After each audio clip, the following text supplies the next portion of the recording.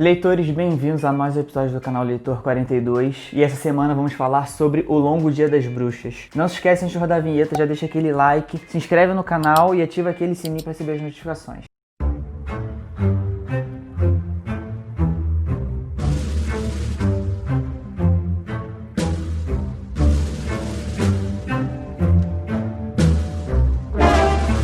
Vocês devem estar reparando que eu estou segurando aqui dois quadrinhos, né? Eles são uma história só. Se você procurar na Amazon ou no Google em geral, assim, para você comprar essa revista, ela vai estar numa edição só. Ela tem tanto capa de brochura, né, que chama, quanto capa dura. Essa coleção que eu tenho aqui da Eagle Moss, ela ainda tá rolando, na verdade, né, mas como ela foi encarecendo muito, eu parei na segunda parte. Vão ser 3, pelo menos, sei lá, a princípio. Iam ser só 2, mas eles já fizeram a terceira, então eu não sei. Mas eu tenho 100 revistas dessa coleção aqui. E elas formam até um desenho na lombada, né, como vocês estão podendo ver aqui, ó.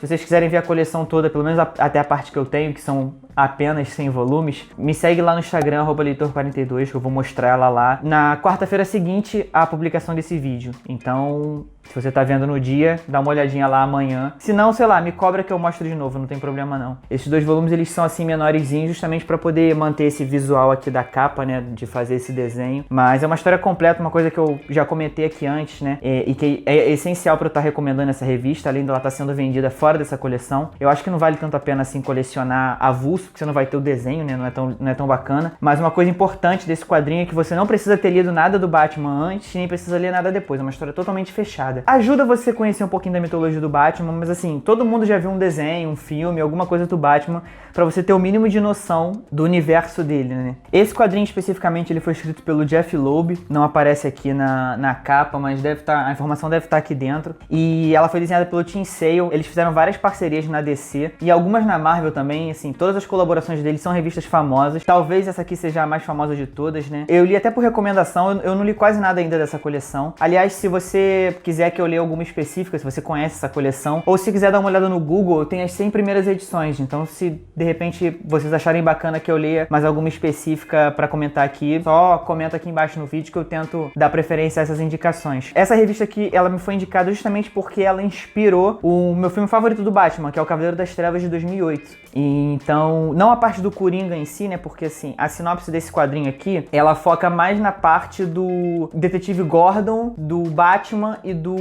Harvey Dent, que é o promotor público de Gotham, eles se unindo para combater a máfia de Gotham, os criminosos normais, digamos assim, né? Não são os super vilões. Então, essa parte você pode ver no Cavaleiro das Trevas, é fortemente inspirada nessa revista aqui. O Harvey Dent, né, caso você não, por acaso não tenha visto esse filme e você não sabe, ele se torna duas caras. Então, essa queda dele para esse lado insano, ele é contado no filme de 2008 e ele é contado de forma parecida nesse quadrinho aqui. A Selina Kyle também é uma personagem bastante importante desse quadrinho, que é a Mulher Gato, que ela varia um pouco o papel dela, né? Às vezes ela é um pouco mais vilã, às vezes ela é um pouco mais heroína.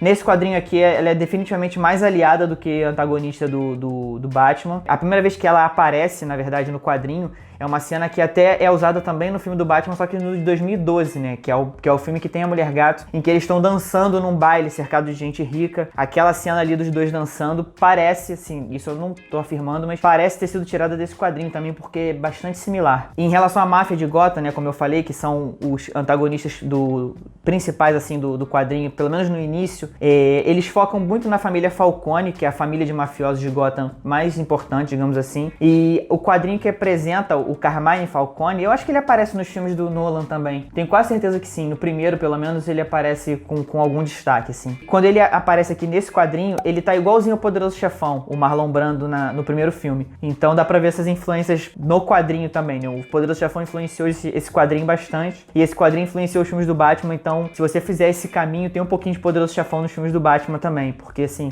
essa linha tá bem clara. Começa focando mais na máfia, só que rapidamente aparece um vilão novo, digamos assim, que é o Feriado. E por que é esse nome, né? Porque ele mata sempre em datas significativas. Esse quadrinho ele é dividido em 13 capítulos e todos os capítulos têm o nome de algum feriado. Dia das Mães, Natal, né, alguma data significativa. Com exceção do primeiro, que se chama Crime, e do último, que se chama Castigo. Eu não sei se é uma referência a Dostoiévski, porque tipo, eu nunca li Crime e Castigo, mas eu acho difícil que seja coincidência, porque os simbolismos desse quadrinho são muito fortes, né? O próprio número 13, que é o número de capítulos, ele é bem significativo, né? Ele tem todo um misticismo ao redor dele. E o primeiro crime acontece no Dia das Bruxas. A história tem duração exata de 1 ano. De repente é por isso que eles não quiseram repetir também o nome, né? Porque esse é Dia das Bruxas no primeiro e no último. Então é por isso também que é chamado Longo Dia das Bruxas, porque é como se esse dia terrível nunca acabasse. Porque o assassino, ele continua eludindo as forças policiais e o promotor e o Batman. Eles são, entre aspas, derrotados por esse vilão de novo e de novo e de novo, né? Tem alguns outros super vilões também no quadrinho. Aparece o Espantalho, aparece a Era Venenosa. A Era Venenosa até tem uma participação razoavelmente importante, assim, no quadrinho. Tem o Coringa também, mas assim, eles não têm muita importância nessa história específica, né?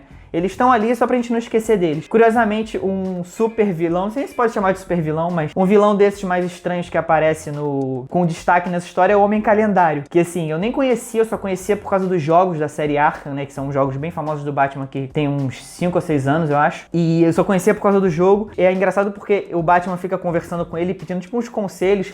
Ele tá num vidro assim, tipo Silêncio dos Inocentes, né? Talvez seja até outra referência, eu não sei de quando é que é o filme, mas talvez um tenha inspirado o outro.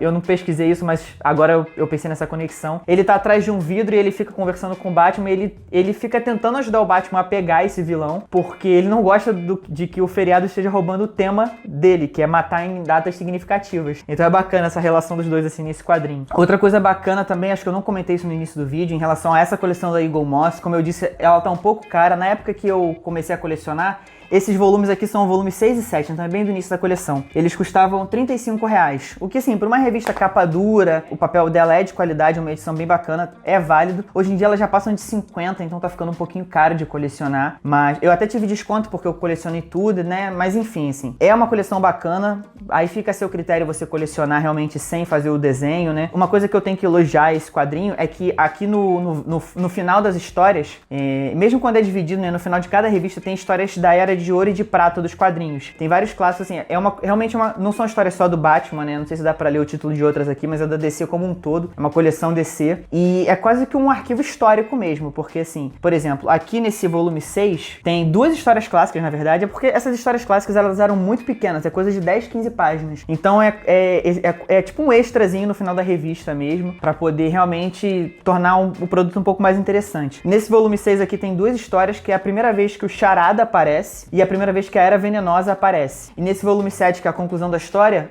tem a primeira história em que o Duas Caras aparece. Então é legal você ver essa diferença, né? Os quadrinhos na época eram muito mais coloridos, eram muito mais leves, tinha uma vibe um pouquinho mais séria do Adam West do que essa vibe dark que tem hoje, né? Que a gente viu nos filmes do Tim Burton, e até nos filmes do Nolan, né, um pouquinho mais escuro. Esses filmes recentes do Batman também, que a gente pode fingir que eles não existem, mas se você quiser aceitar que eles estão lá, eles são também um pouco mais dark. Então, assim, é até legal você ver essa diferença de como o Batman era super colorido.